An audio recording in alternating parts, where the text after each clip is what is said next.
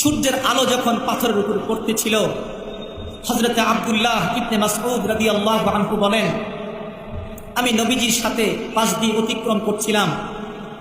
বেলাল হাবশী রাদিয়াল্লাহু আনহু তখন তাকে চার পা হাত পায়ের ভিতরে রশি লাগিয়ে উত্তপ্ত গরম বালির উপরে শুয়ে দেওয়ার পর গরম পাথর এনে তার বুকের উপরে চাপা দেওয়া হলো। বেলাল হাবশীকে তখন বলা হচ্ছিল, বেলাল তুমি বলো, তুমি একবার বলো যে আমি মুহাম্মদকে মানি না, আমি এক আল্লাহকে মানি না।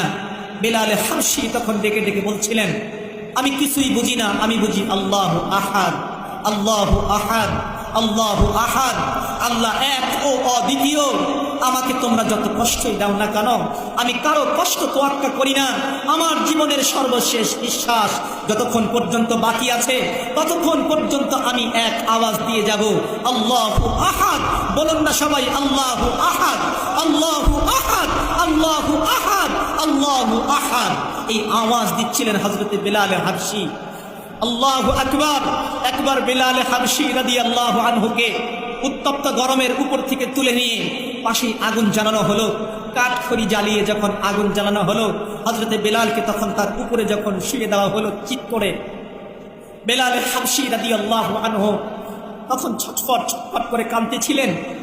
আর নিজের ওই গায়ের মধ্য থেকে চামড়া ভেদ করে গোশত গলে গলে সেখান থেকে টপটপ করে পানিগুলো গিয়ে উত্তপ্ত গরমের কয়লার মধ্যে পড়ে কয়লাগুলো নিভে যাচ্ছিল, দুর্গন্ধ বের হচ্ছিল। হযরত বেলাল হাবশী রাদিয়াল্লাহু আনহু কখনো বলতেছিলেন, আল্লাহু আহাদ, আল্লাহু আহাদ, আল্লাহু আহাদ। মক্কার কাফেররা শোনো, আমি হতে পারি একজন গোলাম, আমি হতে পারি একজন কালো গোলাম, আমি তোমাদের কারো কথা মানতে পারি না, আমি এক আল্লাহর কথা মানি, আমি এক আল্লাহকে বিশ্বাস করি। তোমরা শোনো, আল্লাহু আহাদ, আল্লাহু আহাদ, আল্লাহু আহাদ। আমরা কি সেই বেলালের উত্তরসূরি নয়? আমরা কি সেই বেলালের উত্তরসূরি নয়? তাই যদি হয়ে থাকি আল্লাহর বান্দা, বেলাল হাবশী তিনি কি মূর্তির সামনে গিয়ে মূর্তিকে নমনম করেছিলেন? বেলাল হাবশী তিনি কি মূর্তির আয়োজনের ভিতরে ওই দুর্গা পূজার ভিতরে গিয়ে আড্ডা মেরেছিলেন? মুসলমানেরা ভালো করে শুনে রাখা চাই, যারা পাকা মুসলমান তারা কোনো পূজার ভিতরে গিয়ে আড্ডা মারতে পারে না। যারা প্রকৃত মুসলমান তারা ওই মিষ্টি খাওয়ার জন্য, জিলাপি খাওয়ার জন্য, হালুয়া খাওয়ার জন্য, আমোদ প্রমোদ করার জন্য, গান বাজনা দেখার জন্য, উলঙ্গ মেয়েদেরকে দেখার জন্য, অর্ধাঙ্গ মেয়েদেরকে দেখার জন্য ল্যাংটা মূর্তির সামনে যেতে পারে না। যারা যাবে ভালো করে মনে রাখা চাই, তারা পাক্কা মুসলমানও হতে পারে না, পারে না, পারে না। অতএব সাবধান, ঈমান যাচাই করা চাই। আল্লাহ আমাদের ঈমানকে মজবুত করে ধারণ করার তৌফিক দান করেন। জোরে সরে বলুন আল্লাহুম্মা আমিন। আল্লাহর বান্দা হযরত ওমরে ফারুক রাদিয়াল্লাহু আনহু একদিন তার মসনদে বসা আছেন। এমত অবস্থায় হযরতে খুবাইব রাদিয়াল্লাহু আনহু সামনে গেলেন। হযরতে খুবাইবকে দেখার পরে ওমরে ফারুক রাদিয়াল্লাহু আনহু তার মসনদ ছেড়ে উঠে গেলেন। উঠে যাবার পর হযরতে খুবাইবকে ডেকে বলছেন, ও আল্লাহর নবীর সাহাবী হযরতে খুবাইব, আমি ওমরের জন্য আপনার মতো মানুষ সামনে আসার পরে এই চেয়ার মানায় না। এই চেয়ার তো আপনারা জীবিত করেছেন, এই চেয়ার তো আপনারা প্রতিষ্ঠিত করেছেন, এই চেয়ারের মর্যাদা শুধু আপনাদের জন্য মানায়।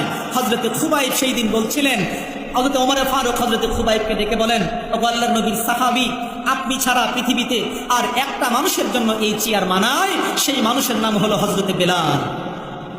সেই মানুষের নাম হলো হযরতে বেলাল। সেই মানুষের নাম কি? হযরতে বেলাল। আল্লাহর বান্দা কিতাবের ভিতরে লেখে, হযরতে বিলাল হাবশী রাদিয়াল্লাহু আনহু যখন বালুর ভিতরে শুয়ে আছেন, হযরতে আবু বকর সিদ্দিক রাদিয়াল্লাহু আনহু পাশ দিয়ে যখন অতিক্রম করে, উমাইয়া ইবনে খালাফ কুখ্যাত কাফির বিলাল হাবশীকে গালি দিচ্ছিল আর বর্ষা দিয়ে বিভিন্ন জায়গাতে আঘাত করছিল। হযরতে বিলাল রাদিয়াল্লাহু আনহু অবস্থা দেখে হযরতে আবু বকর সিদ্দিক ডেকে বলে, ও উমাইয়া বলো, এই মানুষটাকে তোমরা আর কতকাল কষ্ট দিবে? কতবারে কি আর তোমরা কষ্ট দিতে চাও? তোমার কাছে আমার একটা প্রস্তাব, আমার কাছে একটা গোলাম আছে যার কালার এর চাইতে আরো ভালো, যাকে দেখতে আরো সুন্দর, যে এর চাইতে আরো হৃষ্টপুষ্ট, যে এর চাইতে আরো সুন্দর ব্যবসা করতে পারে। শোনো উমাইয়া, আমি যদি তোমাকে সেই গোলামটা দিয়ে দেই, তুমি আমাকে এই বেলালকে দিবে কি? উমাইয়া বলে, হ্যাঁ তাহলে তো ভালো হয়।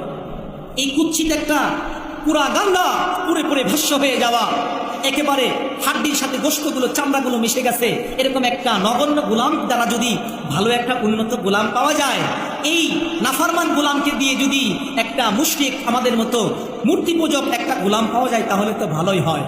হযরত আবু বকর সিদ্দিক রাদিয়াল্লাহু আনহু তখন বলেছিলেন, উমাইয়া শোনো, আমার গোলামকে তোমাকে দিয়ে দিলাম, আর এই বিলালকে আমার হাতে তুলে দাও। হযরত বিলাল তখন নিজের হৃষ্টপুষ্ট উন্নত গোলামকে উমাইয়া ইবনে খালাফকে দিয়ে দিলেন, আর বিলাল হাবশিকে নিচে নিয়ে বললেন, বিলাল, তোমাকে আমার জন্য আজাদ করে কিনি নাই, তোমাকে আমার জন্য বদল করে নেই নাই, আমার জন্য ক্রয় করে নেই নাই, আমি তোমাকে আল্লাহর জন্য ক্রয় করেছি। আজ থেকে তুমি বিলাল আমার পক্ষ থেকে আজাদ, আজ থেকে তুমি মুক্ত স্বাধীন, তোমার যতবার মনে চায় যেখানে মনে চায় আওয়াজ তুলতে পারো, আল্লাহু আহাদ, আওয়াজ তোলেন আল্লাহু আহাদ, জোরে জোরে জোরে আওয়াজ তোলেন আল্লাহু আহাদ, আল্লাহু আহাদ, আওয়াজ তোলেন, আওয়াজ তোলেন আল্লাহু আহাদ, আল্লাহু আহাদ, আল্লাহু আহাদ। এই আওয়াজ তোমার যেখানে তুলতে মনে চায় সেখানে তুলতে পারো, আজ থেকে তোমার জন্য আর কোনো বাধা থাকবে না। চিল্লায় বলুন আল্লাহু আকবার। আল্লাহর বান্দা বিলাল হাবশী তিনি তো গোলাম ছিলেন, আমরা কি গোলাম? কথা বলেন, আমরা কি গোলাম? আমরা কি কারো দাস দাসী? কথা বলেন না কেন? বিলাল হাবশী যদি গোলাম হয়ে আল্লাহর আওয়াজ তুলতে পারে, কোমরপুরবাসী আমরা মুক্ত স্বাধীন মুক্ত বাতাসে আমরা কেন আল্লাহর আওয়াজ তুলতে পারবো না? যদি আল্লাহর আওয়াজ না তুলতে পারি বুঝতে হবে আমাদের ইমানি শক্তি নাই, ইমানি শক্তি বিলুপ্তের পথে। আসুন ইমানকে মজবুত করি, বিলাল হাবশীর মতো আওয়াজ দিয়ে বলতে পারি আল্লাহু আকবার, আরো জোরে আল্লাহু আকবার। আমরা এই আওয়াজ দিতে পারবো তো ইনশাআল্লাহ? কার জন্য দিব? কার জন্য দিব? কোরআনের জন্য দিব। কার জন্য দিব? কোরআনের জন্য দিব। কার জন্য দিব? আল্লাহর জন্য দিব। কার জন্য দিব? রাসূলের জন্য দিব। কোন কুলাঙ্গার যদি আল্লাহর বিরুদ্ধে, কোরআনের বিরুদ্ধে, আমার নবীর বিরুদ্ধে, সে যেখানেই থাক না কেন, কথা বলা মাত্র মুসলমান হিসাবে গর্জে উঠতে চাই, আমার ইসলামের মর্যাদা, আমার কোরআনের মর্যাদা, আমার নবীর মর্যাদা রক্ষার জন্য গর্জে উঠে বলতে চাই আল্লাহু আকবার।